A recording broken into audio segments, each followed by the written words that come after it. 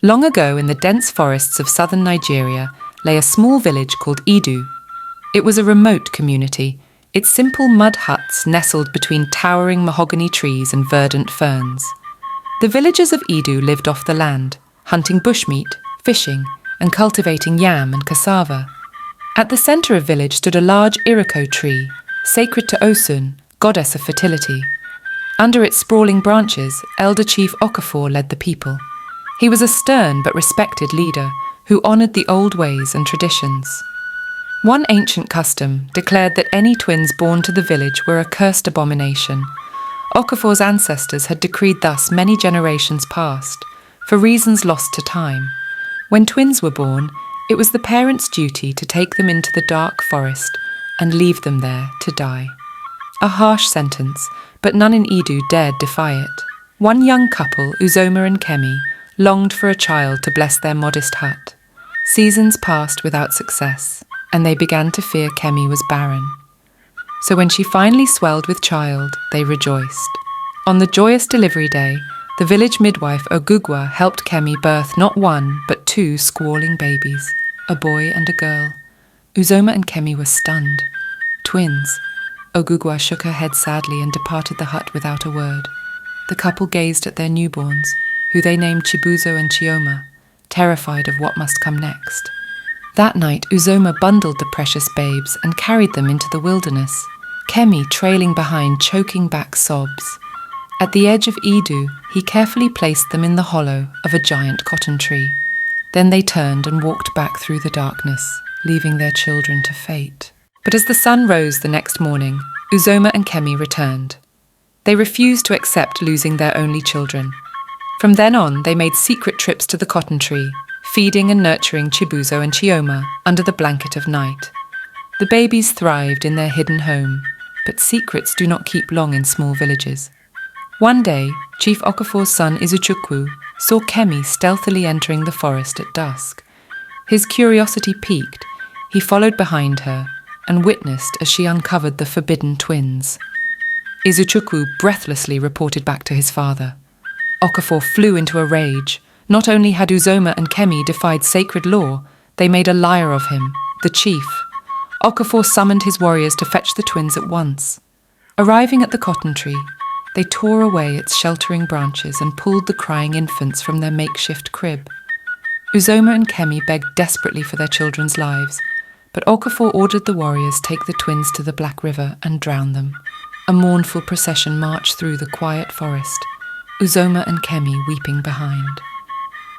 At the riverbank, the lead warrior Nameka waded into the dark waters.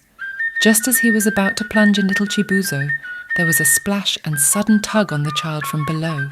A young mermaid named Ama had spotted the ruckus on shore and darted over to intercede.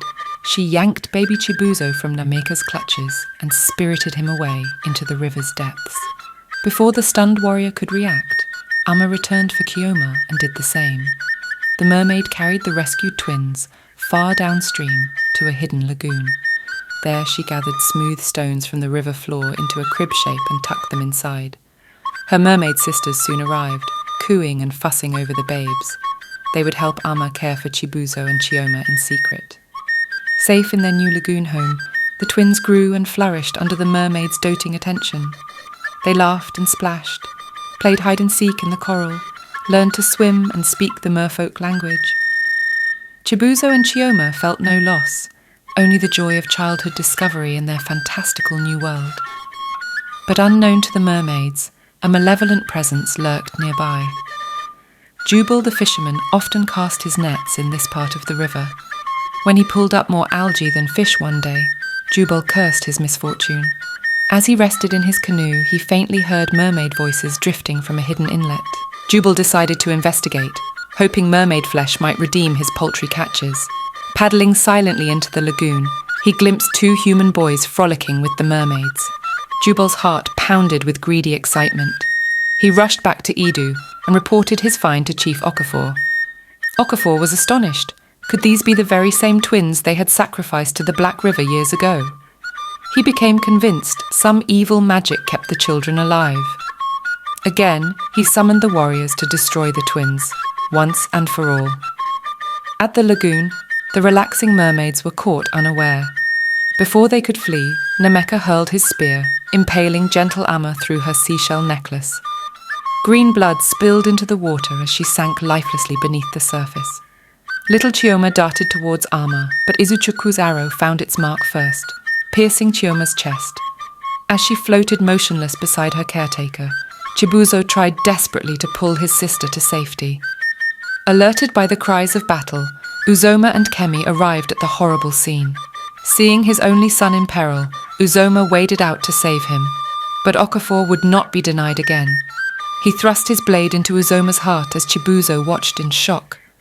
Kemi released a full-throated wail of anguish from the riverbank. As custom dictated, she could not enter the water herself.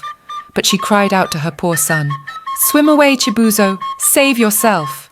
The traumatized boy dove deep as spears sliced the water overhead. He frantically swam towards the cover of the mangroves, pursued by Jubal's canoe.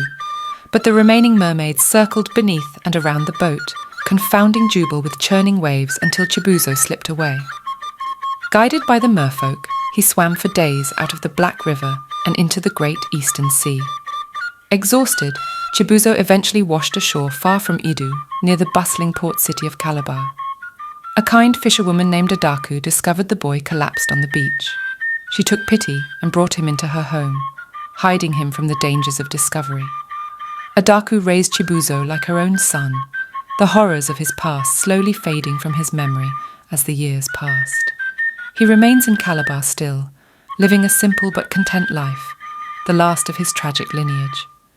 Back in Idu village, Chief Okafor ordered the bodies of Uzoma, Kemi and Kioma burned, their ashes scattered to the winds. Never again would twins be permitted to survive in his lands. The broken mermaids gathered Amma's body from the lagoon floor and buried her beneath a pure white sandbar, returning often to adorn her grave with flowers. And so the story passed into legend amongst both merfolk and villagers, a grim warning against defying the old ways. For in Idu to this day, the cries of Kemi and Uzoma's love can still be heard on certain mournful nights, echoing through the trees down to the Black River's shore.